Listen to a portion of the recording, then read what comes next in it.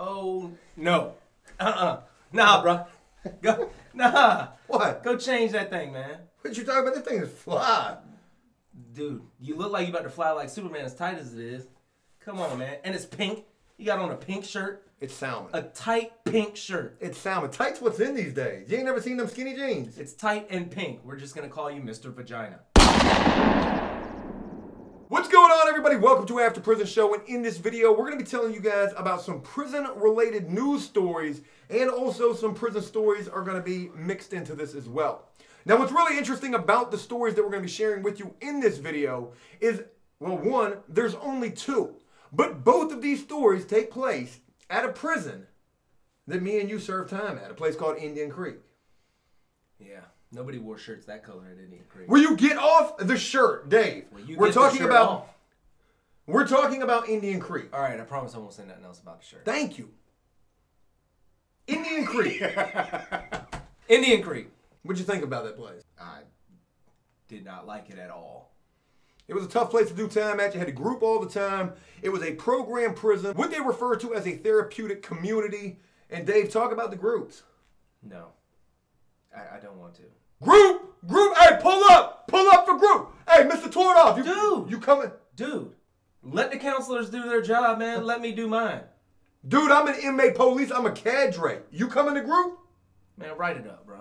Don't think I won't. Don't think I won't. You getting a charge right now. They literally... You write me up, I'm gonna write you up. That is exactly how it would go.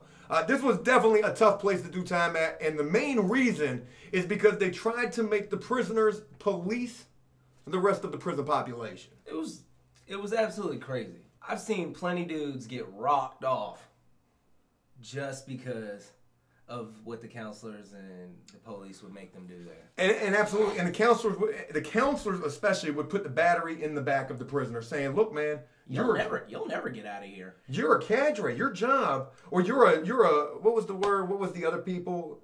You had cadres were like the top dog police there, but then you had like the dorm coordinator, and you had the expediters. But what the expediter was the one? Was it the one? Yeah, it was the expediter. I thought it was something else. I can't really remember, but you had these guys whose specific job it was to write charges for other inmates. And you remember, like, guys are there with, like, they'd have, like, 5-year sentences, but they could go home in 2 years if they complete the program. Right. So, they'd be in there trying to skate by it, and the counselors would be like, you're not going home when you think you're going home if you don't start writing people up. It was a crazy place. Look, I remember one specific incident. Did you just write me up for my bed not being made, dude? That was definitely going to happen. Yeah, that was definitely going to happen. But I remember one specific incident. There was this older white dude. This was in Building 1. I was in Building 3 at the time. He was a dorm coordinator or an expediter or whatever this other job was where they really had to go around writing these charges. And in Building 1, this was where all the prisoners came. This was the... entry building. The entry building. Not re-entry. This was the entry building on this prison. And this guy saw some dudes tattooing, wrote them up for tattooing, and they jumped this dude. It was some gang dudes getting a tattoo done by another dude, and the gang dudes beat this dude so bad that this dude ended up in the prison infirmary for like months. And then he actually checked off of the prison because he was so scared to come back out there.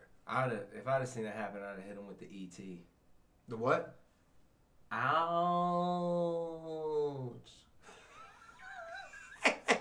It was a bad place. But again, we've got two really crazy stories from this prison. Both of these have been in the news. Now, one of these stories took place years ago, and I'm talking about before I even started getting in trouble. This actually happened back in 1995 at this prison, Indian Creek, and I think it was 1995 when this facility first opened up. I have never before heard of anything like this at all, and I can guarantee you, when you guys hear about this, you've never heard about anything like this taking place before either, unless you've heard this story. I mean, this is just absolutely off the wall.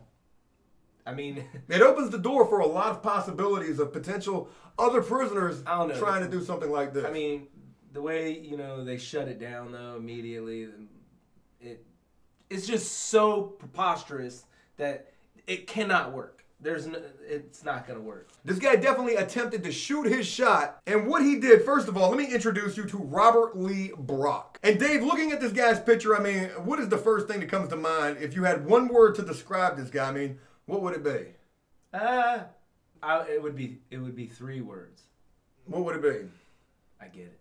The guy looks like an absolute psychopath, so what you're about to learn about this guy, it might make a little more sense hearing this. But back in 1995, this guy was serving time at Indian Creek, and he actually attempted to sue himself. He filed a civil lawsuit against himself.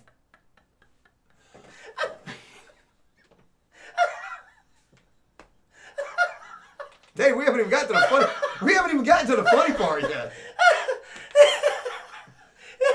I'm just wondering if he got into an argument with himself before the whole incident. Hey, yo, why you keep looking at me like that? Because we the same person? I'm saying, though, you keep looking at me. I'm seeing through the same eyes you see it. Dog, I'm taking you to court. I'm filing a civil lawsuit against you, and I'm suing you for $5 million.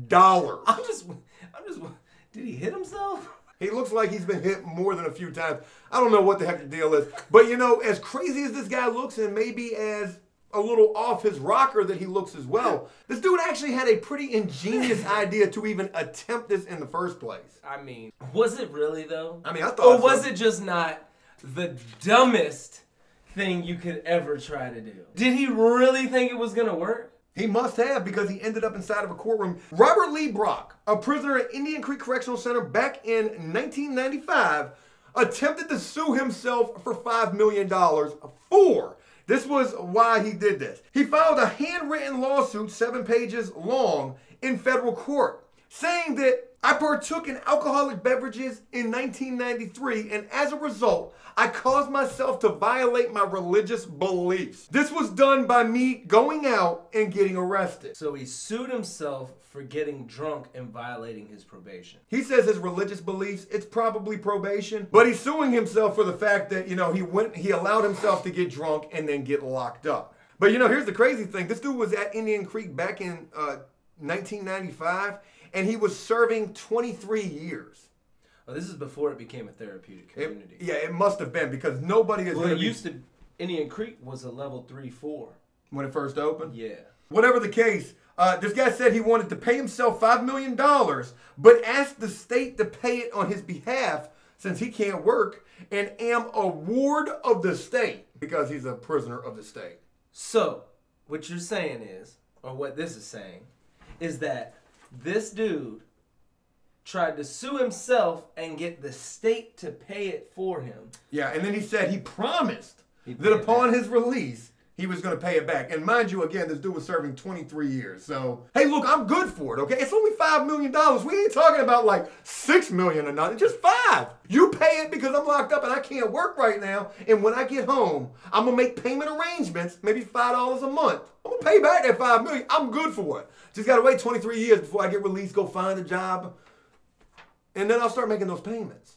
Obviously, the courts weren't having any of this. It says the judge was unimpressed by Brock's ingenuity, and she dismissed the lawsuit, saying that it was absolutely frivolous. But at least this guy did have his day in court. And you know, again, this could open the window of people possibly trying to break and enter, because that's what Brock was serving 23 years for, was for breaking and entering.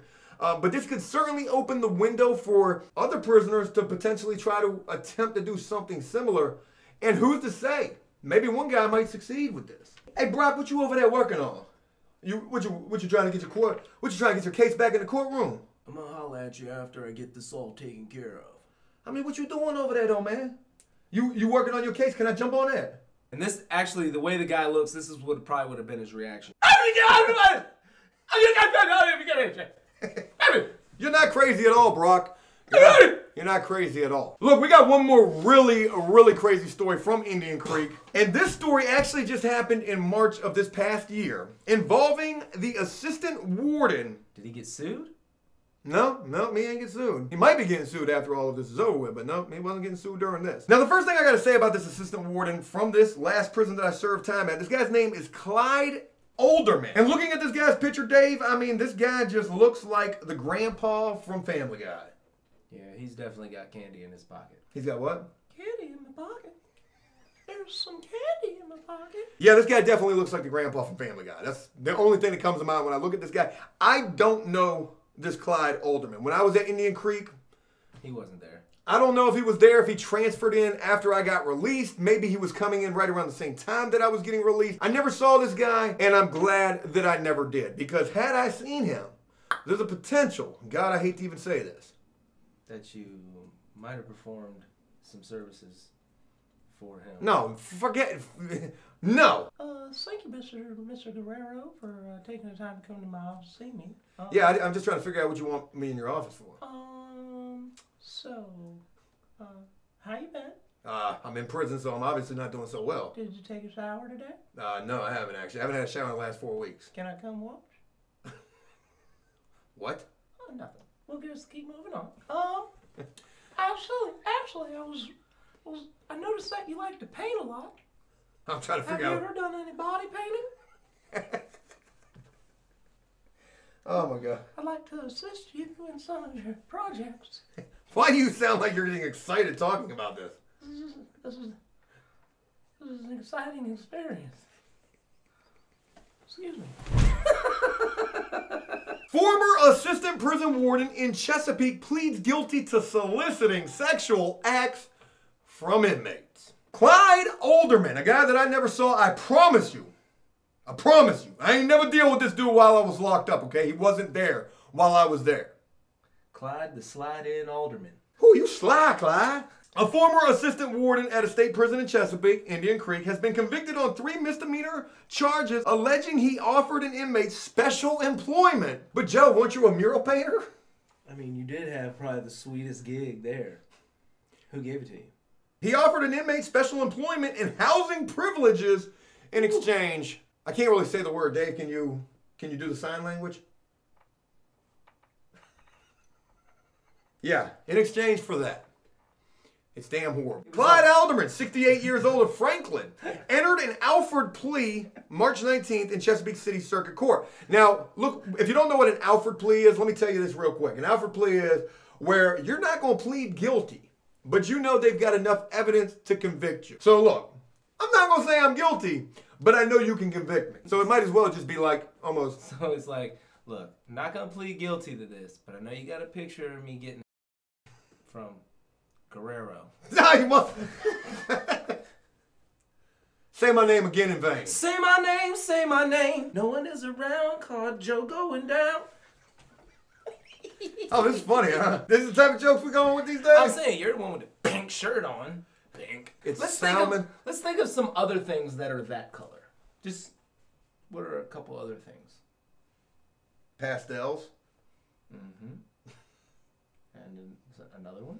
Salmon.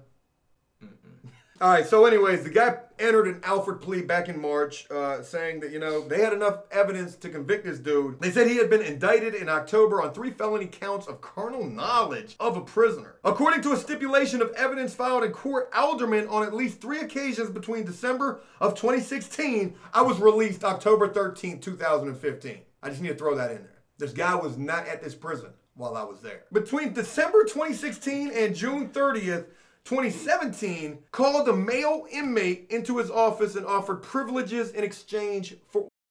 Now look, what I need to say first and foremost about all of this is, you know, I laugh and joke all the time about how prisoners will snitch for an extra hot dog tray.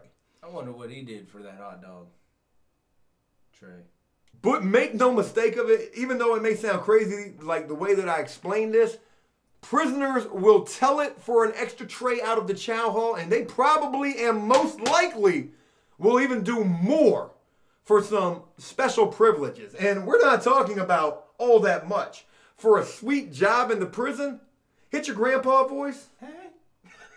This guy's sentence is probably just as crazy as this guy's charge. He got 36 months in prison with all of that time suspended. I mean, he probably didn't even want that time suspended.